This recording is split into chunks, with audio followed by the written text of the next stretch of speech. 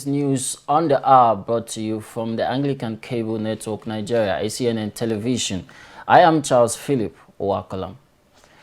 The Chairman, Board of Management of the Anglican Cable Network Nigeria, Sir Folu Olamiti, have been decorated and conferred with an honorary award in recognition of his services to human and society as one of Nigeria's distinguished media personalities. The award was given by the Joint Conference of the Women's Organization of Oyo Diocese of the Church of Nigeria Anglican Communion at St. James Centenary Church, Owode in Oyo Town during the organization's Thanksgiving service. The award was given to Sir Olamiti, a fellow of the Nigerian Guild of Editors, in recognition of his contributions to the Church of Nigeria Anglican Communion, the media, and the society at large. On behalf of the Lord Church of the Anglican Diocese, the Right Reverend Dr. Williams, Madukuri, Amamario, Engineer Ponilayo, Alade Katu, we present a word of honor to Sir Olamiti Pollution Florence in recognition of your service and contributions to human and society. In the name of God the Father, of the Son, and of the Holy Spirit, I'm proud that you are the first. In his response to the honor given to him, Sir Olamiti appreciated the women's organization, saying it came as a surprise. This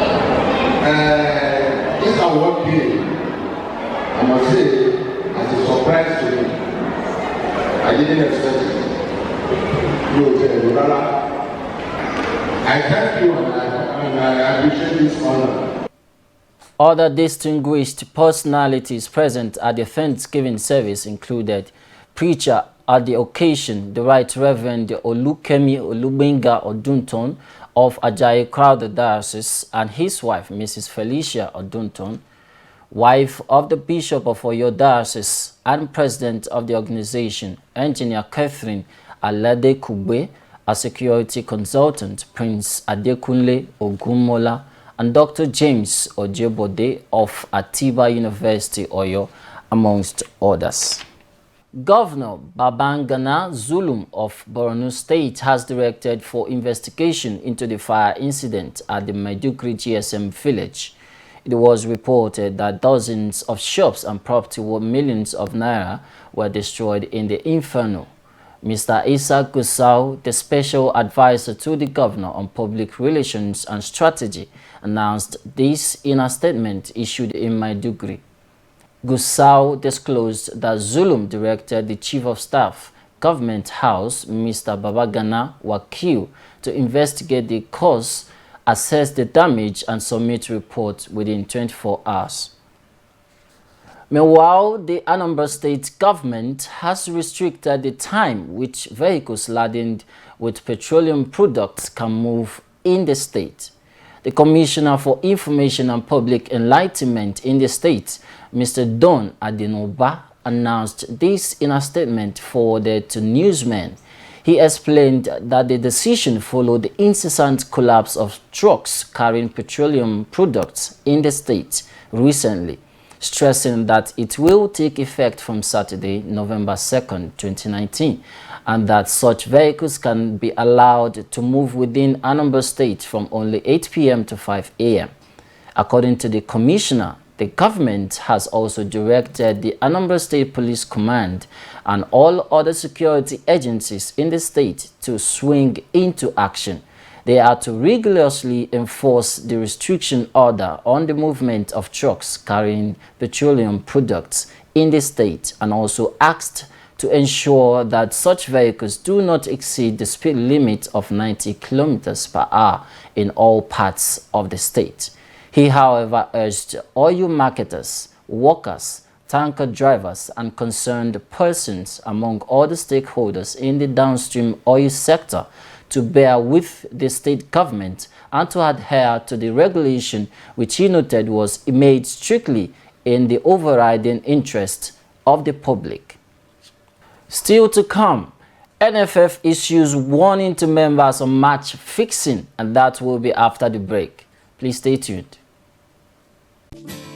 Getting the best hospitality and affordable luxury is what we guarantee at our guest houses right in the heart of Abuja.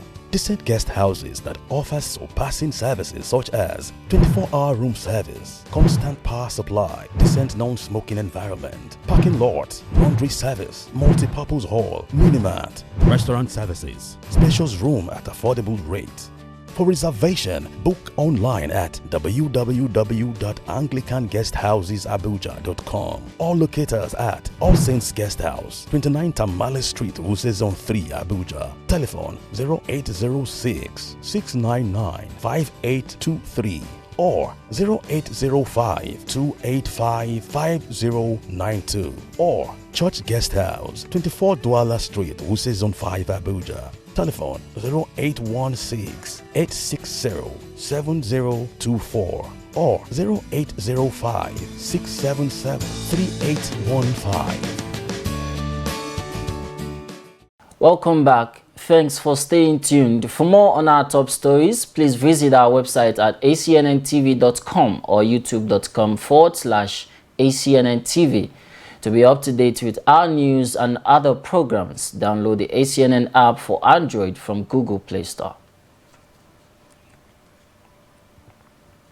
Now to the international scene. Christians have been admonished to spend more time in prayers because there is no man who enjoys comfortably, confidently, or peacefully without spending more time at the place of prayer. This was the assertion of the diocesan bishop of the Diocese of Ohaji Egbema Anglican Communion, the Right Reverend Chidi Okbarojiako, during his sermon at All Saints Anglican Church, Los Angeles in California, on the theme, The Power of Persistent Prayer. Speaking from the book of St. Luke, chapter 18, the cleric stated that the widow in the passage was persistent. That was why the unjust judge, who had no regard for man or God, had to intervene in her case and commanded a total restoration. Hence, Christians should not lose hope at the place of prayer.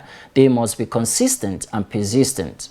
According to the bishop, whatever thing that is gotten outside the place of prayer is just temporary.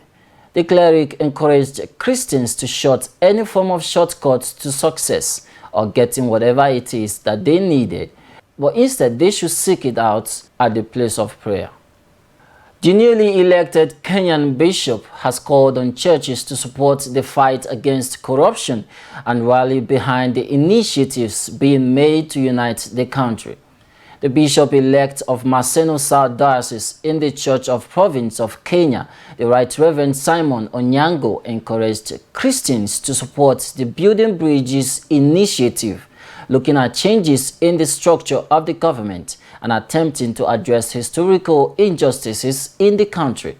Speaking at St. John's Church in Maigori, following his election as bishop, he said the church should question the huge donations it receives during fundraising events, especially when contributions surpassed the monthly salaries of the givers. His statement follows comments from Anglican leaders about large donations to churches from politicians. The bishop said the Anglican Church of Kenya has already agreed to help in tackling corruption, and the best way is through questioning the contributions they get. He urged Christians across the country to support the Building Bridges initiative to end political animosity during elections, stressing that there is need for harmony between Kenyans and politicians in every election cycle, especially after voting. Bishop Onyango further stated that the handshake between President Uhuru Kenyatta and ODM leader Raila Odinga brought peace after the hotly contested 2017 elections. U.S. President Donald Trump has announced that he will change his permanent residence from New York to Palm Beach, Florida, claiming he had been treated very badly in his native city. Trump, who is a native New Yorker, and his wife Melania filed individual declarations of domicile in September, changing their primary residence from Manhattan to Palm Beach. The New York Times also wrote that White House officials declined to say why Trump changed his primary residence, but cited a source close to the president as saying it was primarily for tax purposes. Other than the White House, the Trump's main residence will now be their Mar-a-Lago resort, where Trump has spent 99 days since becoming president, compared to just 20 at his previous primary residence in Trump Tower. Meanwhile, the Congress formally opened a new public phase of its presidential investigation as U.S. lawmakers voted for the first time to advance the impeachment process against Donald Trump. House Speaker Nancy Pelosi, shortly before the vote, stated that the House will take the next step forward as they establish the procedures for open hearing conducted by the House Intelligence Committee so that the public can see the facts for themselves. What is at stake in all of this is nothing less than our democracy. When we have a president who says Article 2 says I can do whatever I want, that is in defiance of the separation of powers. That's not what our Constitution says. During the process, the chamber voted largely along party lines, 232 to 196, to formalize the process, which also provides for opportunities for Trump's counsel to cross-examine witnesses. Reacting, the CA representative Kevin McCarthy says the Democrats are trying to impeach the president because they are scared they cannot defeat him at the polls. Democrats are trying to impeach the president because they are scared they cannot defeat him at the ballot box. Iraqi Prime Minister Adil Abdul Mahdi has agreed to resign after weeks of anti-government protests that led to hundreds of casualties as Iraqi students and professors take part in the ongoing anti-government protests in the central city of Diwania. In a televised speech to the nation, President Barham Salih said Abdul Mahdi had agreed to step down on the condition that a successor is agreed to replace him, adding that he had asked political blocs to reach an acceptable alternative to prevent a vacuum.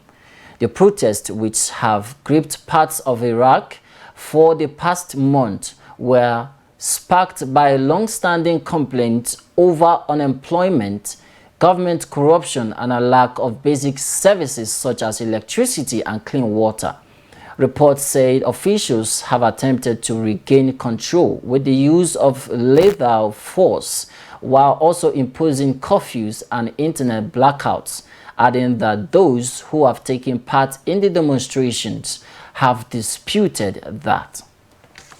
Moving on to sports, the Nigerian Football Federation has issued a stern warning to its members and match officials to guard against acts and practices that could be seen to encourage match fixing and match manipulation in any way or form in the upcoming football season.